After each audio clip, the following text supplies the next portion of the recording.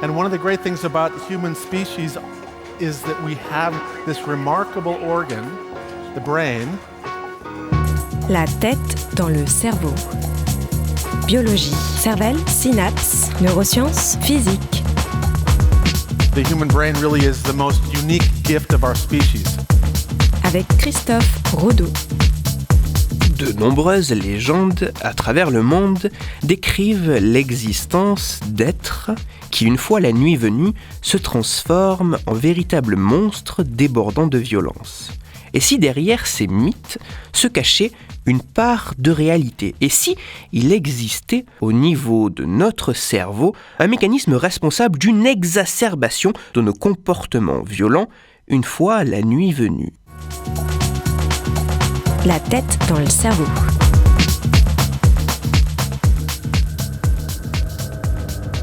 Lycanthropos, hombre lobo, Vocodlak, Elimo, Varolf, Lemeken. Du fin fond des forêts américaines aux étendues désertiques du Kenya en passant par les plaines gelées du Danemark, de nombreuses légendes existent autour d'êtres que nous nommons loups-garous. Qu'elles soient dues à une malédiction, à un rituel, à la morsure d'un loup ou d'un lycanthrope, la légende du loup-garou renvoie à l'idée que dans certaines conditions, une fois le soleil couché, une fois la nuit venue, des humains puissent se transformer en bêtes monstrueuses, débordant de violences responsables de massacres, d'enlèvements et de meurtres avant de reprendre une forme humaine normale, une fois la nuit terminée et le jour revenu. Derrière ces folklores et ces mythes, il est intéressant de se demander si il existerait une part de réalité, une base fondée, un ancrage biologique à tout cela. Certaines personnes se transforment-elles en monstres de violence une fois la journée terminée? Existe-t-il réellement un mécanisme physiologique, un mécanisme cérébral qui pourrait être responsable d'une exacerbation de nos actes violents en fin de journée, une fois la nuit venue?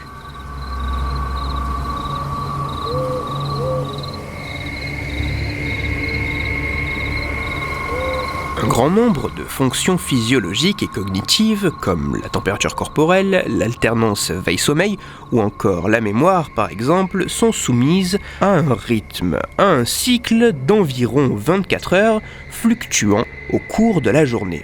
Ce rythme, ce tempo, est imposé à l'organisme par une horloge interne dont un des principaux centres se trouve niché au cœur de notre cerveau dans une structure cérébrale nommée le noyau suprachiasmatique. En se situant au-dessus des structures cérébrales en charge du traitement de la transmission de l'information visuelle, ce noyau suprachiasmatique peut ainsi se synchroniser avec la lumière du jour. Loin des loups-garous et autres mythes similaires, une équipe internationale de chercheurs s'est intéressée aux liens existants entre l'horloge interne de l'organisme et la propension des comportements violents et agressifs. Dans une étude publiée en avril 2018 dans la revue scientifique Nature Neuroscience, les scientifiques ont identifié chez des souris une connexion anatomique indirecte reliant le noyau suprachiasmatique, acteur de l'horloge interne, à une autre structure cérébrale nommée le noyau ventromédian de l'hypothalamus qui, lui, participe à la régulation des comportements agressifs. À la jonction entre ces deux structures, les chercheurs ont mis en évidence qu'il existerait une troisième structure servant d'intermédiaire. Cette structure se nommant la zone sous-paraventriculaire. Si je résume, dans le cerveau, il existerait une région cérébrale participant à notre horloge biologique interne, guidant le fonctionnement de l'organisme et sensible à la lumière du soleil qui se nomme le noyau suprachiasmatique.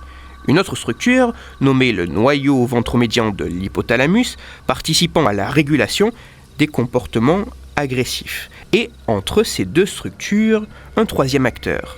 Une troisième structure du nom de zone sous-paraventriculaire mettant en communication le noyau suprachiasmatique de l'horloge interne et le noyau ventromédian de l'hypothalamus régulant les comportements agressifs. En s'intéressant au fonctionnement de ces 3 régions cérébrales, les résultats de cette étude sont très intéressants.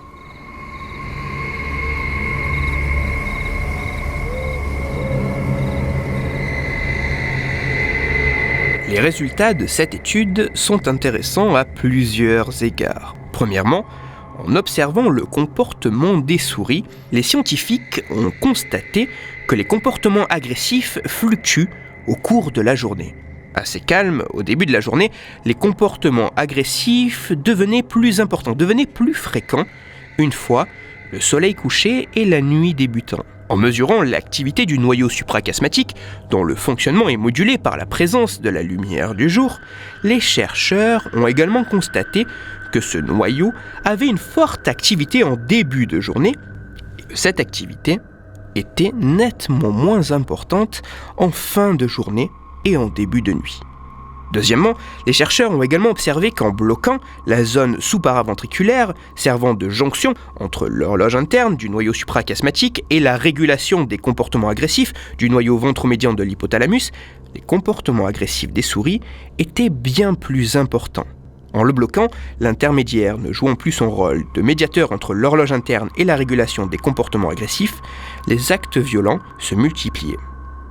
Si je résume et synthétise les observations des scientifiques, au niveau cérébral, il y aurait une partie du cerveau, le noyau suprachiasmatique, qui jouerait un rôle d'horloge interne, permettant de réguler un certain nombre de fonctions biologiques. Cette structure, cette horloge, serait très active au début de la journée avec les premiers rayons du soleil. Cette forte activité permettrait notamment de stimuler la zone sous-paraventriculaire qui elle-même stimulerait le noyau ventromédian de l'hypothalamus qui régule et calme les comportements agressifs. Le soleil déclinant et la nuit s'installant, l'activité du noyau suprachiasmatique serait moins importante. Par conséquent, la stimulation de la région intermédiaire, la stimulation de la zone sous-paraventriculaire serait elle aussi moins importante, entraînant une régulation moins notable du noyau ventromédian de l'hypothalamus qui jouerait moins son rôle de régulateur des comportements agressifs. En d'autres termes, et de manière un peu caricaturale, il semblerait qu'au début de la journée, l'horloge interne très active puisse être capable indirectement de participer à réguler et à calmer les comportements agressifs. Par contre, une fois les rayons du soleil disparaissant et la nuit s'installant, l'horloge interne, moins active, ne serait plus à même d'aussi bien participer à la régulation des comportements agressifs. La bête se réveillant, les actes agressifs se multipliant.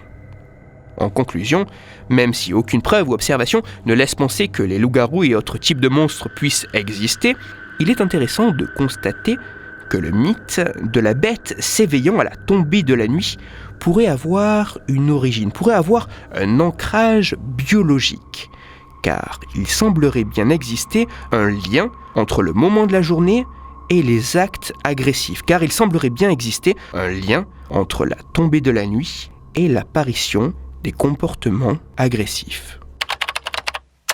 Avant de passer à des conseils lecture, quelques rapides remarques. Premièrement, il ne vous a sans doute pas échappé que l'étude dont je viens de parler a été faite sur des souris et non sur des hommes, et néanmoins j'utilise les résultats obtenus sur les rongeurs pour les généraliser à l'humain. C'est parce qu'il existerait les mêmes types de structures chez nous et que ces régions pourraient avoir un fonctionnement homologue. Deuxièmement, je tiens à signaler que je n'ai fait qu'effleurer l'étude en question et qu'en réalité, elle est bien plus complexe et complète. Enfin, je tiens une nouvelle fois à préciser, si cela a été trop sous-entendu lors de cette chronique, que les comportements agressifs sont des comportements complexes, qui vraisemblablement dépendent de beaucoup de facteurs et sont sous la dépendance et la modulation de plusieurs structures cérébrales. La lumière du jour et l'action du noyau ventromédian de l'hypothalamus n'étant que certains de ces paramètres jouant sur ce type de comportement. Toutes les références de ma chronique se trouveront sur mon site Cerveau en argot. Pour approfondir la chronique d'aujourd'hui, je vous renvoie vers 2 lectures disponibles gratuitement sur Internet. Le premier article revient sur l'étude dont j'ai parlé, il s'intitule « Les gens sont plus agressifs en fin de journée et les scientifiques savent pourquoi ». Il est écrit par Elena Sander et il est à lire sur le site scienceetavenir.fr. Le second article est un dossier consacré aux horloges biologiques internes, à leur importance et à leur fonctionnement. Cet article a pour titre « Chronobiologie, les 24 heures chrono de l'organisme ». Il est écrit par Claude Gronfier et il est à lire sur le site inserm.fr. Pour discuter science et cerveau, vous pouvez me retrouver sur Twitter, @Christophe-Rodo, R-O-D-O, sur la page Facebook de La Tête dans le Cerveau et sur mon blog Cerveau en argot. Je vous rappelle que si vous, auditeurs, vous avez des questions ou des sujets dont vous voudriez que je parle, n'hésitez pas à me le faire savoir directement sur mon compte Twitter, sur la page Facebook ou par mail à l'adresse latettedanslecerveau@gmail.com et j'essaierai d'y répondre dans une future chronique. Christophe Rodo. La tête dans le cerveau.